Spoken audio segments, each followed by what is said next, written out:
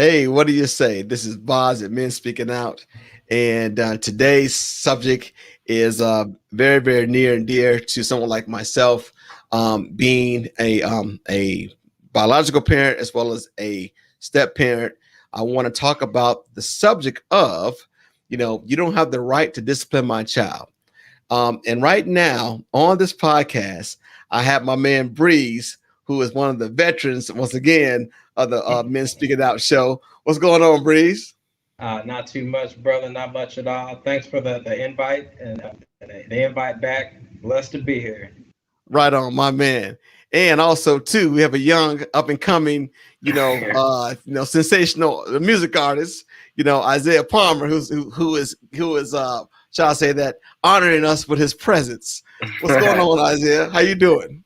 Man, I'm good, man. I'm just blessed to be here. I'm blessed to tune in. Right on, I'm ready to talk about some good conversations. Okay, well, I appreciate that. So today's subject is, you don't have the right. I'm sorry, you don't have the right to discipline my child. What exactly does that mean? Well, cut and dry in so many words. Legally, because you married somebody, doesn't mean you have the legal right, of that child, upon being married to them. So let's think about that for a second. You can provide for them. You can feed them, clothe them, love them as your own, provide health and dental coverage, even life insurance. But with that being said, you still don't have the right of a biological parent.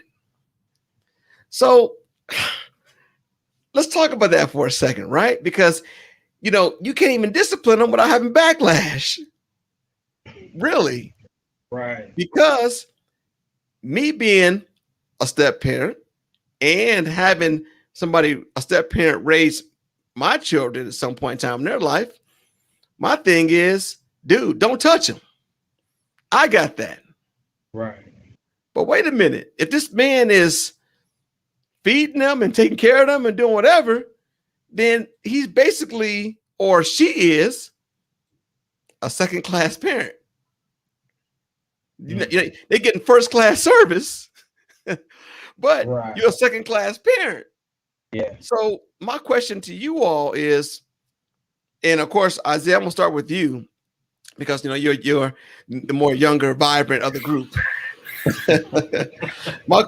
my question to you is that by you being a young man in this space and having a step parent in your life, how does that make you feel about someone being able to provide for you and you not being able, he or is not being able to actually, be a complete parent to you, or maybe he was. What's your experience, first of all? Talk about your experience in being a stepson. All right, well, actually, my parents divorced when I was actually 3 years old. So it was actually kind of weird. And my biological father actually very, very close. But at the same time, you don't really remember too much being that young. So the only person I really kind of really remembered really growing up with who was in my home was my stepfather. And actually he looked at me as his son. I never really saw any divide or actually seeing the step family, because I never really felt anything like that. And he looked at me as his own. So it was actually weird going to other people's houses and saying this is my stepdad, and some of the backlash is that that they would or the disrespect that they would go towards their parent, to that step parent, or also the divide of how everything was disciplined. For me, I looked at him as my father. My mom was like, this is also your father. So there was never a disconnect, or there was never anything that that for me that made me not look at him as my father. The only thing that I obviously could cause a disconnect is my actual biological father. Gotcha. So when it become time to discipline, so gotcha. So were you titled that, right? And I'm gonna say titled. I mean, were you introduced as, this is my son, or this is my stepson, or that's my dad, or that's my stepdad? What were those categories put into place? So he introduced me as his son, and it's actually pretty crazy because I feel like I got better privilege actually than his actual biological daughter, because his biological daughter actually didn't live with him. She lived with her mother. And so I was the only child in the house. And So he actually looked at me like as his son. And so, and also, I don't really know if it's because just that was how good of a man he was, but also too, you know, I was like his only son. You know, he had a daughter. I mean, you know, sons kind of hit this a little different too, obviously, with like men trying to raise a man and different things like that. And so now he definitely would call me his son, and that's what he looked at me as. And there was times like I felt a little uncomfortable because like my dad felt uncomfortable because there would be times when he like would actually like write my name out with his last name on it. Like, so yeah. So wow. But I actually eventually ended up adopting his last name. Like but we can talk about that later. Okay. No, that's fine. So were you legally adopted by him? No, I just looked at him as my father. Okay. And he's been in my life since I was 3 years old, and like the Ferran family, they always looked at it as like his family. So I hyphenated his last name, so that's my last name.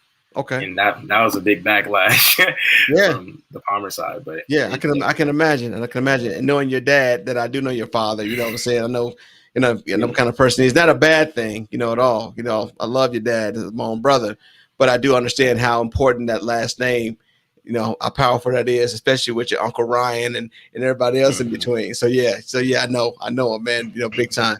So I'm going to come back to you though, but I want to ask you, Breeze, I know that you also were a stepchild, you know, a step parent.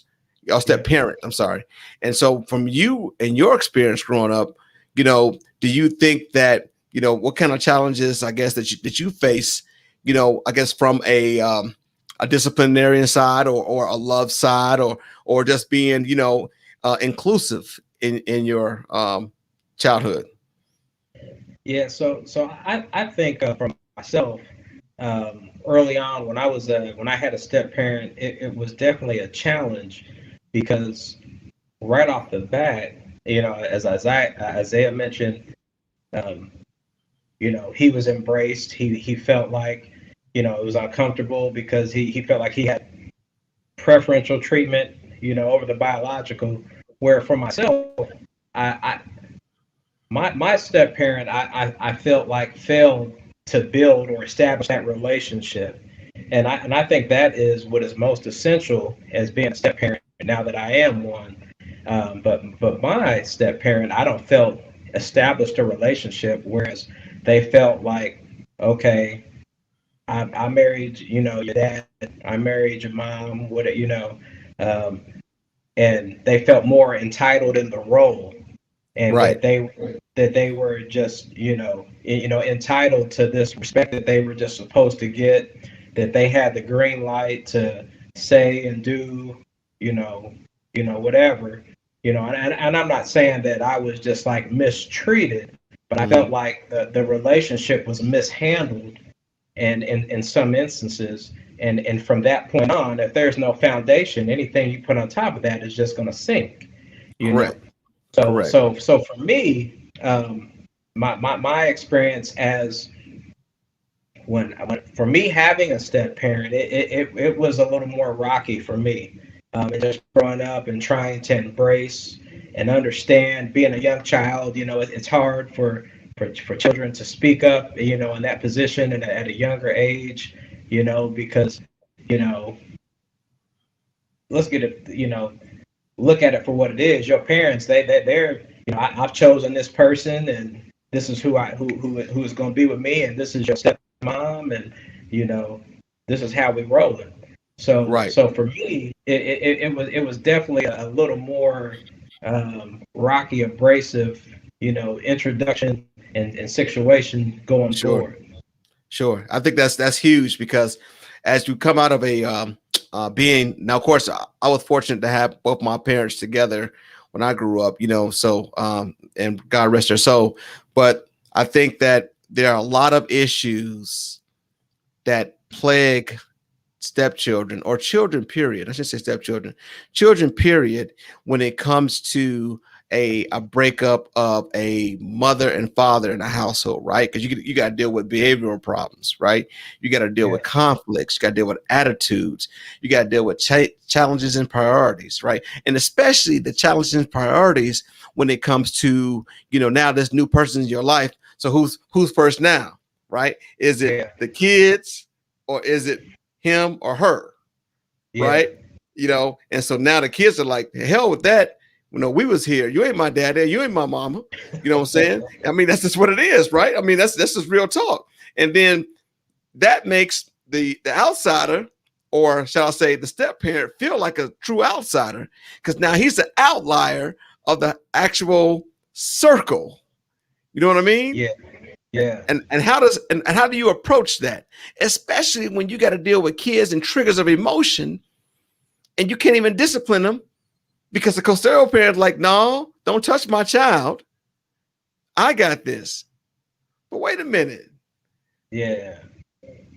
Well, and if I can chime in, I feel like there's a lot of responsibility on that custodial parent, that is in that home, and I feel like the custodial parent has to set the ground, and say, and even with the child and with the spouse, and say, this is who I've chosen, to be with. And this is, your dad or your mom, and you've got to respect this person. They're providing, they're putting their best foot forward, to make sure that you have and provide, you know what I mean, and all the essentials that you need, lights, cameras, action, all the above, right? But at the same time, you also have to talk to the spouse and say, this is my child, this is my heart, you know what I mean? And you have to, so basically it's the job of the custodial parent to touch bases on both ends, you know what I mean? To make sure that the step parent, the bonus parent, understands their role, and their approach to the child, that you got to establish your relationship with this child. You're not just be able to walk in here and just, put your fist down and rule with an iron fist, because a child ain't gonna respect you, because regardless, they don't understand that they're living in your house, and because obviously for a while it was just you and the regular parent. So right now it's been me and mama all this time, and here you come, and you, like you said, you're not my daddy, what I mean? You know what I'm saying? Yeah, but you gotta smooth. You got to grease the skids on both ends with the child and the parent. And the parent, obviously, the bonus parent, has to understand their role, their responsibility. And when they married you, that they didn't just marry you, they married that child as well. Exactly. So they have to be able to make that sacrifice and make that adjustment to be able to get to know and love the child or the children. Right. Now, Lord knows it's admirable for a person to come in to a family and help take that single parent household and make it, a 2-parent household to raise that child or children. That's wonderful and that's great. But without legally adopting that child, you're still a second-class parent. At the end of the day. So my question is to you, Isaiah, is that when you were introduced, as I said, you were 3 years old, and that's probably too young for you to remember, but I'm going to ask anyway. And of course, Breeze, I'm going to ask you the same question. Ask you the same question. I want to get done with Isaiah. When you were young, did your stepfather take time to hang out with you one-on-one and to kind of really, not gonna say give you his resume, so to speak, on what his intentions were for your mother, what his intentions were for you, that kind of make you feel a little bit at ease about, who he was and the kind of person he was coming into your life?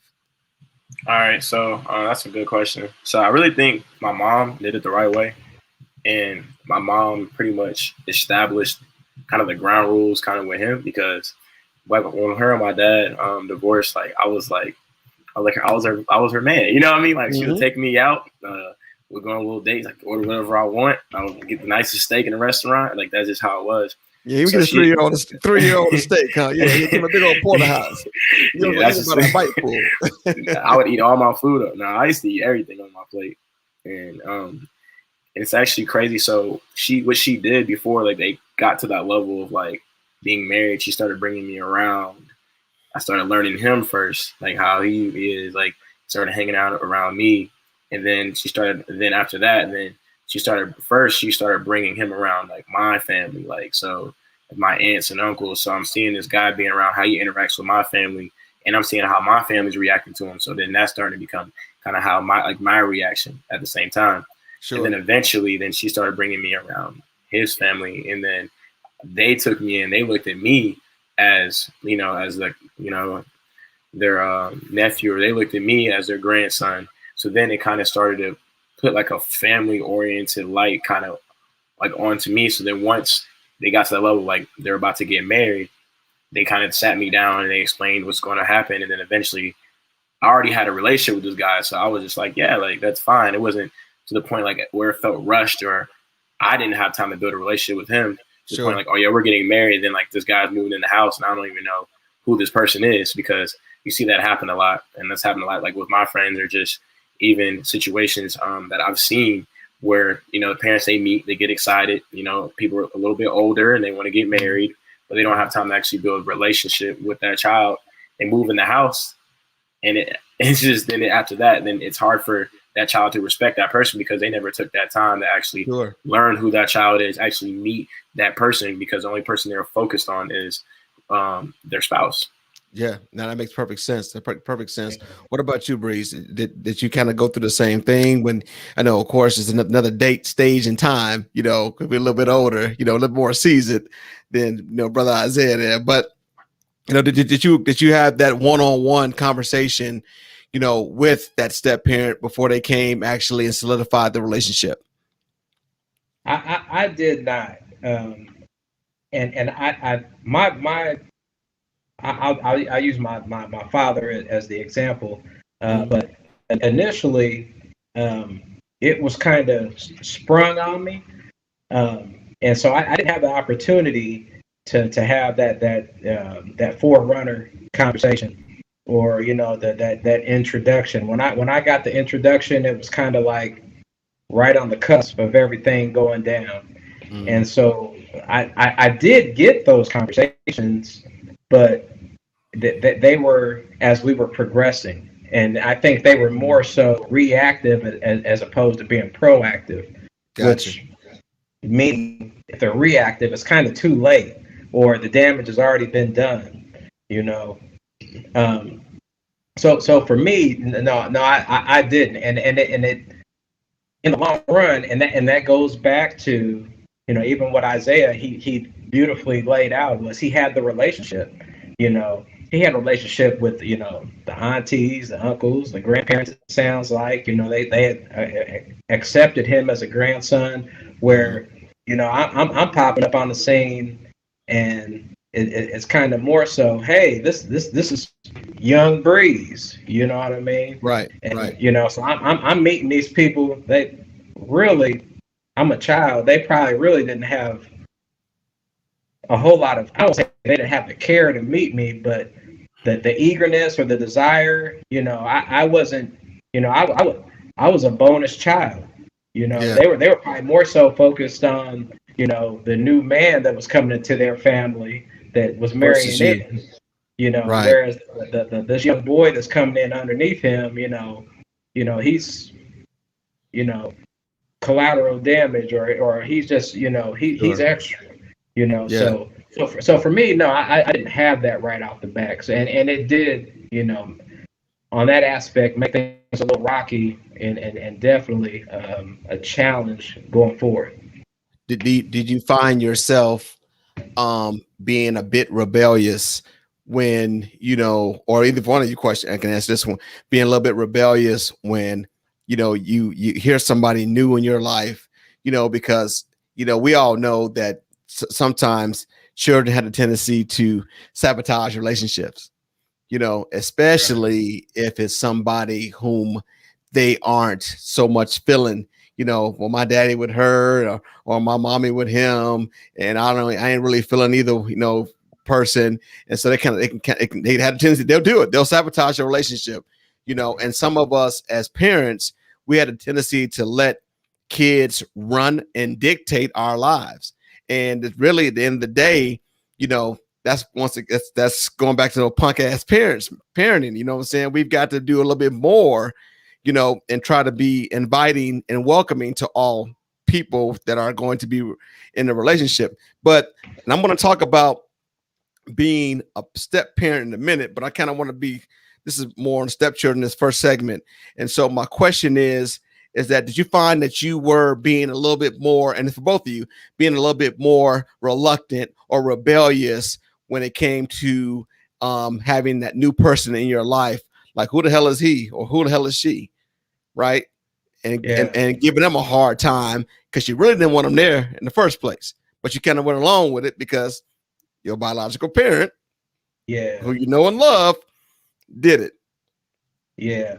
Well, for me, I was not, because I mean, obviously I was, younger. I mean, I was, probably wasn't even 10 years old at the time. So I was definitely not more rebellious, just out of respect off of, I didn't want the black slapped off of me. You know what I mean? So I was more so, more reluctant, more reserved. And I might have even reached out to other family members and to voice my concern, or just my thought or my emotion, because at the and I'm just perfectly honest right now, at this point I'm talking about my father, right? So I didn't want to damage or compromise the relationship with him, because he's in a new relationship. I already see where his attention and his focus is. Not that it wasn't on me, because it was, but obviously he's putting a lot of energy into his new bride, right? So, for me, I didn't lash out, or I mean, I spoke up, but I was more concerned on what he might think or what he might say or what he might believe, because I wasn't as persuasive as she might have been. There might have been a scenario or a situation where I felt like if I wasn't treated fairly, I might not been able to express or deliver my side enough to be able to make him understand that, this is what happened. This is me. This is what's going on. She lying, or whatever. Right. And so as a child, you just you don't know how to express yourself in that way, in that capacity, to be able to. Because really that's a grown folks conversation. That's really a grown folks. It's hard for a child to be able to step on that stage and present to their parent and be able to, hey, this is what's going on. This is how I feel. Because we don't listen to our children like we should. No. We listen to them. What you say? What you doing? What happened? We hear 50% of what our kids say. Turn the blind eye, right? You know what I mean? Yeah. I mean, and no harm, no foul to these parents that do that, because kids talk a lot. You got children. If you listen to every word they say all day long, I mean, you have to quit your job. For sure. Right on, Breeze. So let me ask you the same question too. Isaiah, did you find yourself being a little bit more how would I say this, challenging or basically having a little bit of conflict when it did come to this new development in your life? But then again, you were 3 years old, so really, what kind of conflict could you really bring except for going on a hunger strike or something, right? You know what I mean, or whatever. Nah. It started out cool. It was sweet when I was young, but when I started getting older, I started understanding life. It was bad as hell. It was bad. Oh, really? Yeah. Well, without putting it out there so deeply, could you share an experience or something that I don't really. If you don't want to, you don't have to. I'm cool. I mean, it's life. Pretty much, it just got to a point. You start getting older. You kind of start understanding how things work, and I was confused, like why, my dad wasn't with my mom pretty much. Mhm. I would go see my dad every summer. I would go live with my dad. And then obviously in the school year, I would come back and be like with my stepfather. And it became like a conflict. I'm like, who's really my dad? Like he's saying he's my dad and he's saying he's my dad. And, might be ways like certain ways my stepdad would discipline me that my dad may not agree with. So then there was times, I started kind of lashing out kind of towards my stepfather. Sure. And it got pretty bad. Let's say that. But then it got to the point where like they had, as you were saying, how a lot of people don't really understand that, like children, they do have a voice, and a lot of things they say may be, dumb, but right. But we know and we don't want to discredit, children's voice here. You know what I'm saying? I mean, we know that children are sometimes a lot smarter than we are as adults. Mm-hmm. You know what I'm saying? Because they see things that we don't. But I think at the same time too, I think that, and this is going to kind of step into the next segment. I think that sometimes children, stepchildren, bonus children, however you want to word it, can be liabilities. Oh, yeah. Now, that may not sit well with a lot of people when I say that, but I'm going to kind of break it down and share what I share. Okay, I am a stepfather. Break that down. I'm gonna break it down to you, bro. I'm gonna break it down to you until it can't be broke. All right. I am a stepfather, or shall I say, I have bonus children. Right? I try to associate the word steps with the steps going upstairs or the steps going to the basement, and not stepping with the children, right? To their bonus children. But at the same token, too, I believe that bonus / stepchildren can be liabilities. And I'm going to tell you what I mean by that. Okay. All right. So let's say, for example, this is just an example. There's no true story behind this. This is just an example. So let's just say if you are in a relationship with a woman, all right, it can go for either one of us here on here, and everything's going good. She's got a daughter who is, maybe, I don't know, elementary, whatever, and you love it, the mom, you loving a child, you're a good parent all around, step parent, biological parent, period, right? Everything's going great. But one day, back a little bit, you're buying gifts, showing love, you're making sure that she's got proper health, dental coverage, insurance, and all that stuff. You know what I'm saying? Mentoring her, because you can't really necessarily be, the father or whatever, but you can definitely be a mentor and a coach. That we can always be, no matter whatever child it is. But you're doing all this fun stuff, and then one day she says to her mother, "He touched me." Now, everything you just fucking did has no impact whatsoever. All of that pleasantries and love and just respect just went out the window. The question I have here is this: where's that put you at? Out the door. You be out the door. Exactly. Or in cuffs. Yep. Or, Yeah. you see what I'm saying? So now, when I say what I said, although I don't wish that on anybody, that does have a tendency, and it could happen. And it all could be something as simply as she didn't get her way, or you told her to go to bed because it was over past her bedtime. Oh, I'll fix his ass. I'll say this. So now where's that put you as a step parent? Right? It put you in the hot seat. Yeah, I'll jump in on that, and I think and that's that, me being a step parent now. One of the things that I really had to hone in on and do, which was one of these was very difficult. Not only am I trying to build a relationship and rapport with these children, but I have to try to build rapport with their daddy. You know what I mean? You know what I mean? and so I have to let him know and understand that, you know, I treat your children just like I treat my biological children. There's no preferential treatment, you know, and so then you gotta figure out or calculate the response that you get off of that parent, you know, and see the respect, you know, because if you're dealing with another knucklehead, another bro that you know, he might not want you in the picture anyway, or he, you know, he bad because you got what he used to have, but he can't get no more. Yeah, you know, he might be him and that liability might be trying to set you up, which I've seen happen to somebody I know.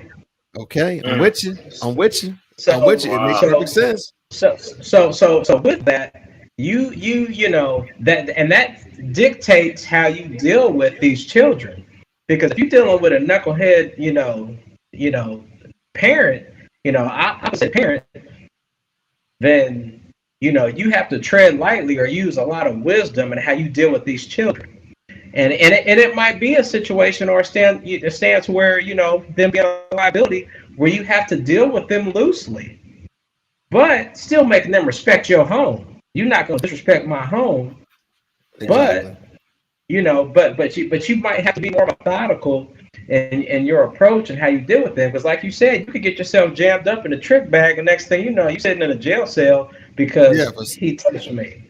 Yeah, exactly. Mr. Breeze, I have a question for you real quick. I have a question. So, and also to you, for you, Mr. Shabazz. So as you were like in that dating phase, did like her ex, I guess, the dad of that father, I mean, my bad, the father of those children, did that determine if you wanted to be with that woman or not? Well, go ahead, Breeze. Oh, okay. No, you go ahead. You go first. Go ahead, because I can take this one now. I go first. You got it. Well, see, my thing is this. Okay, so here's the thing. And this is just, I'm putting it out there for the universe, and I'm going to say what I'm going to say. And people might not like me after this, but God damn it, this is my show. So what I'm going to say is this.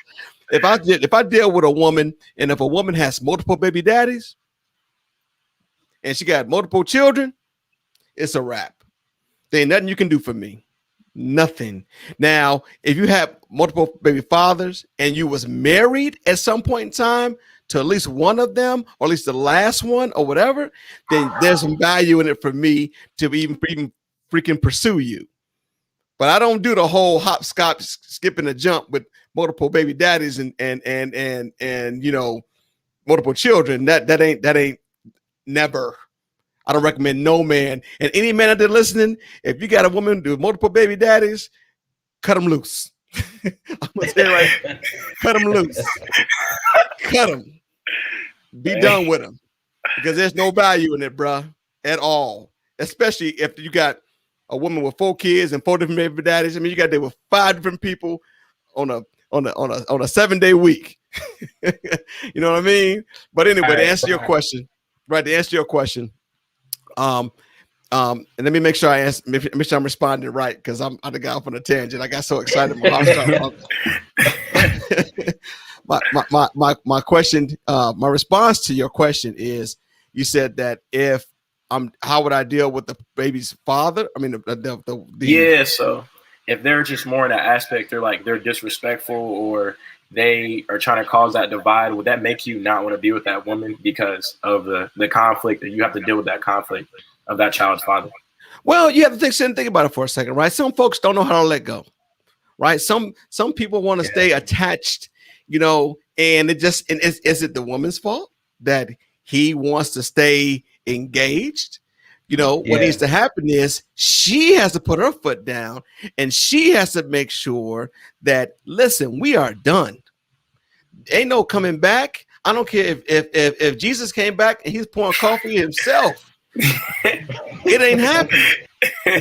That's it. It just ain't happening. And as long as she tries to instill that in her head, because here's the thing, There's hundreds of people that want to stay with relationships that they wish they would, shoulda, woulda, coulda, and they don't want the other person to be with anybody. So yes, they would do what they can to sabotage the new relationship, especially if that person that they're with apparently is a high value man. You know what I'm saying? Exactly. So if or person. So if they see, if you see that coming, then what needs to happen is that individual, the woman you're dealing with, from a man perspective, that is, or when from a man's perspective, needs to make sure that they communicate that to their ex. We are done. Yeah. All they're gonna ask you, we got children, we have a child together. I'm only asking you is to make sure that you're there for this child, and that whomever I decide to be with, I'm going to do my due diligence and make sure that this man is amongst men. You see what I'm saying? And make sure that he is going to love and take care of my children. Like you said, Breeze, he's not just with me, he's with us. And so that's what has to be established. And as long as that man knows how to let go on the other end, because all you're doing is just making it worse. Yeah. And I'll just piggyback off of that, because you pretty much taken the words out of my mouth.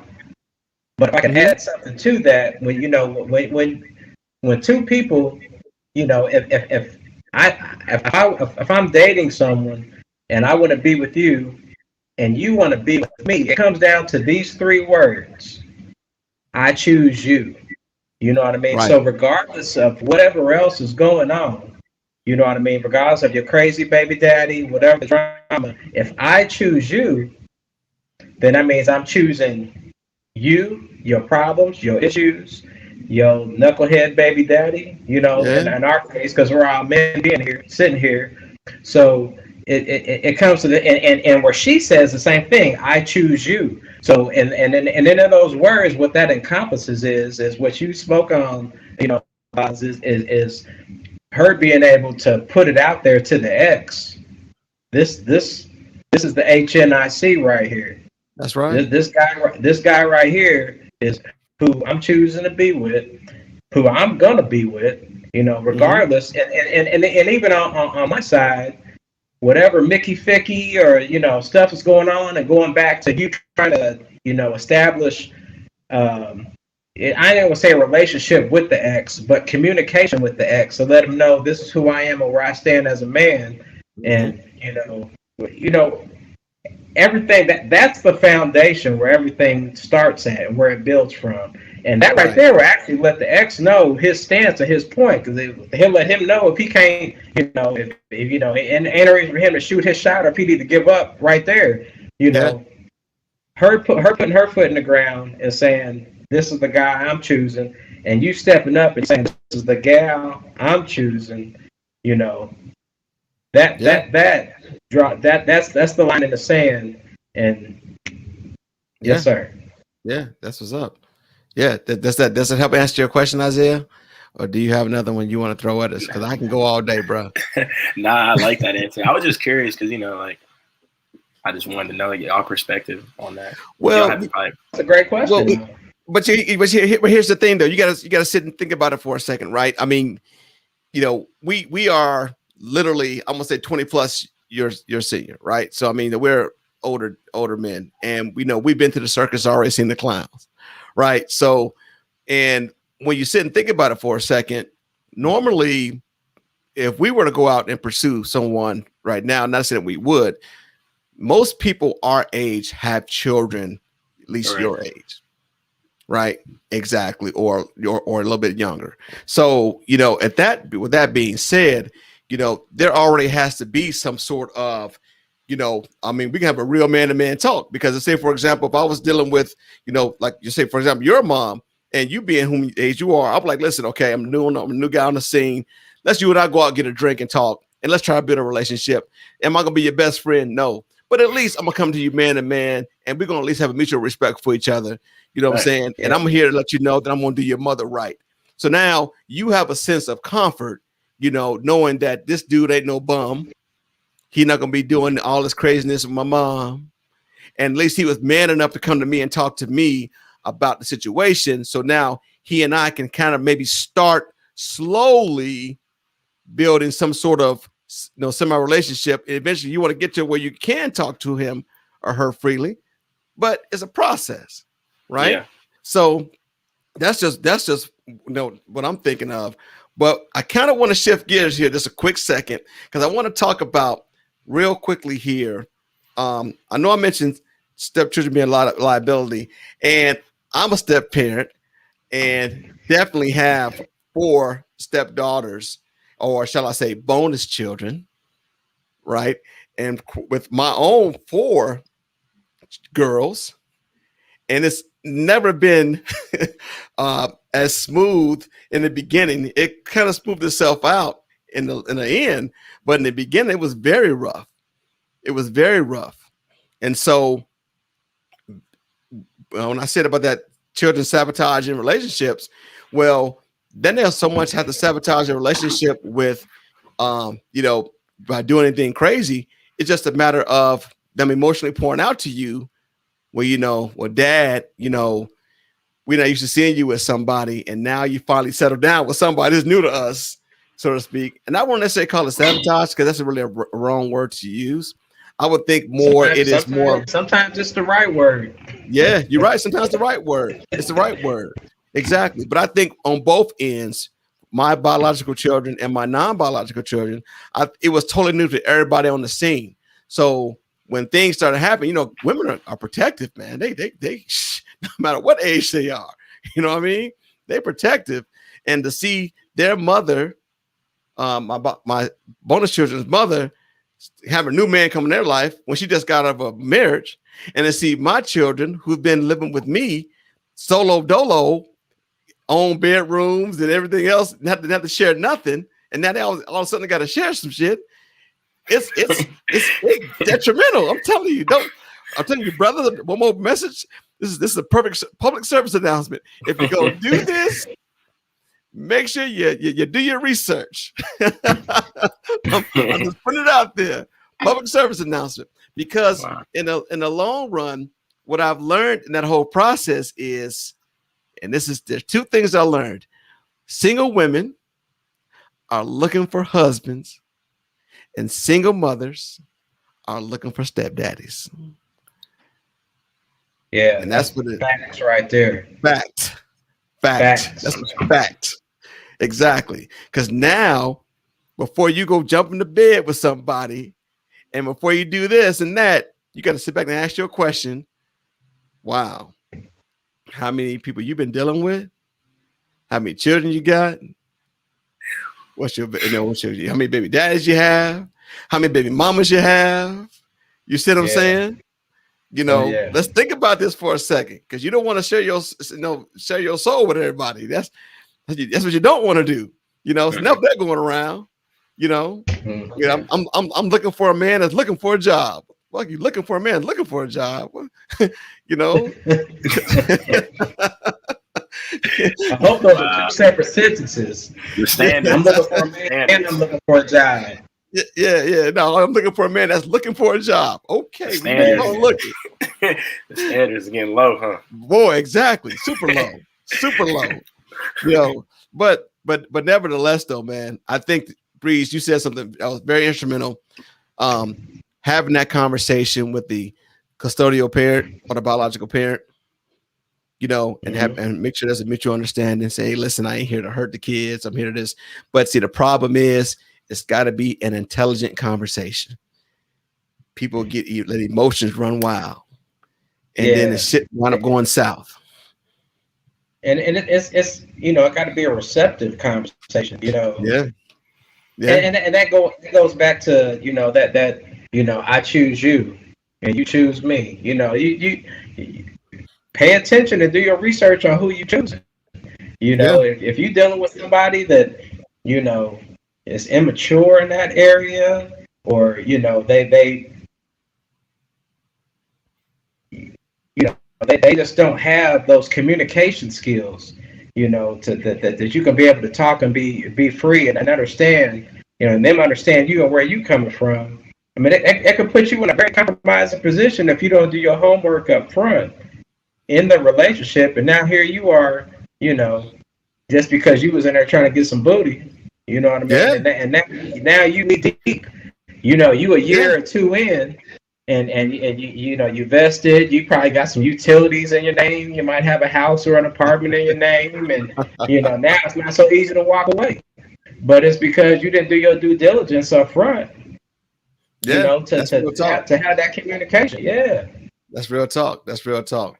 So as we shift into the whole discipline side, I guess the question I have for you gentlemen is there anything that you could share with our audience and how to go about maintaining some proper structure and discipline when it comes to your non-biological children? Now, of course, Isaiah, you don't have any children, so I mean, but what I'm asking from your perspective is, did you think things could be done any differently on the receiving end of that? You see what I'm saying? You said things got a little worse later. You know, do you think that maybe there's some things that you could have done differently, or some things that could have been, you know, introduced to you differently to make those situations a little bit smoother when it came to, you know, having those immediate challenges when it came to you and your stepdad? I think the biggest thing that I think that could have been done differently is probably my father and like my stepfather's relationship. Mm-hmm. I think if they just both would have sat me down and I would have been with both of them, with my mom, they just would have just kind of told me the truth, like what things are going to be like, then I wouldn't have put an imagination in my head of how things should be like, or I wouldn't have been as confused. And once my mom actually sat down and she just kind of just spilled the beans, just told me the truth, like what it is. And then that's when I was like, okay, like I understand, like, and I get that. So like, if I would go back in time, like I wish that they, like my father and my stepfather, just would have had that relationship, and they could have just talked things out, and they could have really just things that he may not liked, and he could have expressed that in a manner of not me seeing them like fighting or arguing. Because when you start seeing that as a child, then it's just one of those things that it's like, now I'm like, all right, I feel like I need to choose a side, you know, and I'm living here, but at the same time, like, this is my biological father and I love him, and sure, that's my blood. So sure. No, that makes perfect sense. Thank you for sharing. What about you, Breeze? You know, what do you think? I think discipline is a form of love. Okay. Mm-hmm. So, you know, my mind goes to the scripture where the Father, you know, he chasteneth those that he loveth.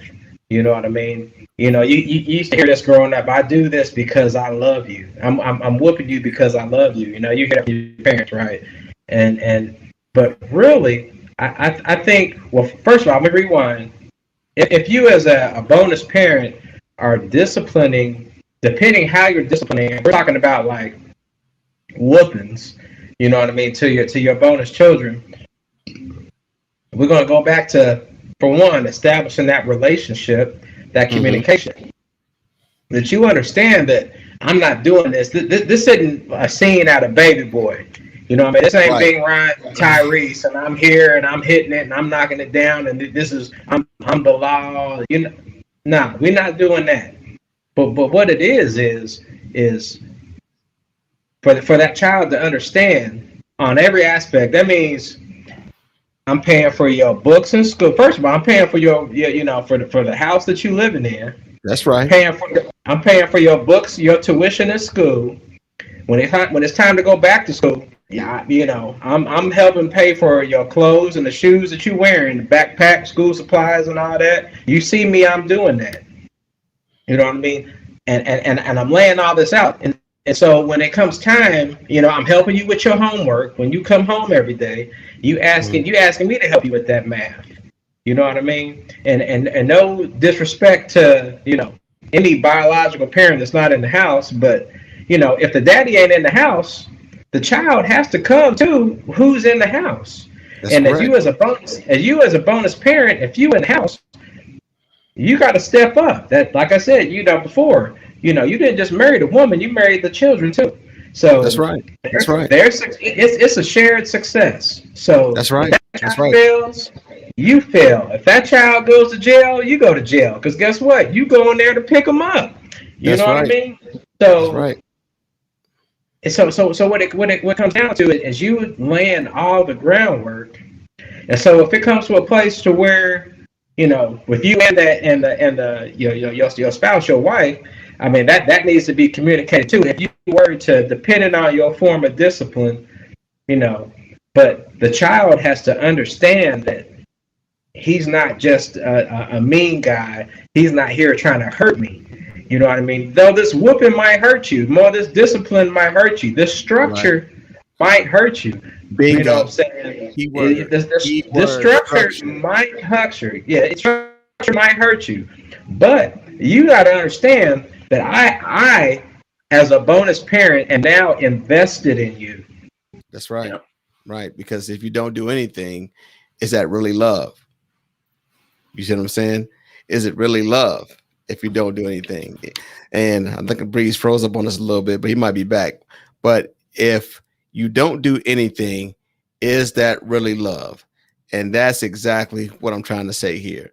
It might be a little bit of a challenge for us as, bonus parents and things of that nature. There you go. You back, man. You froze on us there for a minute. I'm back. Yeah, I got kicked out. I'm telling you, hey, devil get mad. We start making points. No. But you spot on, bro. You spot on. Yeah, and I just want to tie it all in. But basically, when you're invested with that child, so your discipline comes with, that's just reinforcing everything that I've already laid out there. That's just like your house. You know what I mean? You keep your lawn cut. You make sure the roof is good so you ain't got no leaks. Whatever, you make sure your air conditioner, your heater, your furnace are running good, they're serviced properly to keep your house functioning properly. To make sure that it's got good resale value. So that when you choose to sell or whatever, you know what I mean, or even just the true market value, your house is worth what it should be worth, if not more. That's the same way with these children. It don't matter if you don't got my last name or not. You are in my house and you are a reflection of me. That's correct. That's man, I couldn't have put it better myself. You know what I'm saying? Man. Because my thing is this, and I kind of cap it off, or unless you is there, you got something you want to add to that, or are you good? Because I can cap it off real quick. No, I'm good. I mean, I was just listening to the points. Okay. So my thing is this. Okay. You said it so right, Breeze, is that you are in this home. If you see me making an effort to provide you with the tools, the working tools, the blueprint, taking care of you, and not just financially, but also trying to give you advice and structure that's going to help you survive in this world out here. You may not like me now, but you'll love my ass later, because what I'm telling you is everything to help you be successful. And so sometimes that could be frowned upon as being disciplined to a child. Well, if that's discipline and if that's a terrible thing, then it is what it is. Because all I'm trying to do is put you in front of the word success for you to walk through it and come out in the end smelling like a rose. But you've got to go through to get through. So every day ain't going to be a holiday, right? But if you know what's coming, and if you know you got a team support behind you, and whatever's being told to you is for the best interest of the child and yourself, then guess what? Everybody wins, because you said it ethically. If whatever you represent out there represents me too. I may not be a biological father. I may not be, in that equation, but when you go out there and show your ass, you're showing your ass here too, as well. That's it. And that's just real. That's a fact. That's a fact. That's fact. It's real. Because when the rubber hits the road, boss, can you come pick me up? Because I'm stuck on the road. Wait a minute, go call your pops. I can't get a hold of him. I'm on my way. Done. Right. And that's the rubber hitting that road. You know what I mean? So for real. Yeah, that's real talk. That's real talk. So I really wanted to I wanted to thank you both, man, for taking time, to jump on here, at the very, very, very exciting 4th of July. You know what I mean? We got the master firework man right there. And then, of course, we got Isaiah Palmer, music artist extraordinaire. Look, he's going to be coming to a concert near you. Go to Live Nation and buy his tickets today. Hey, no doubt. Support this, brother. Exactly. Yeah. And I'm Boz from Men Speaking Out, and I want to thank you both, gentlemen, once again, taking time out. Have a blessed and beautiful day. I thank you. I love you both, man. And I'll talk to you brothers later. All right. Well, Take care now.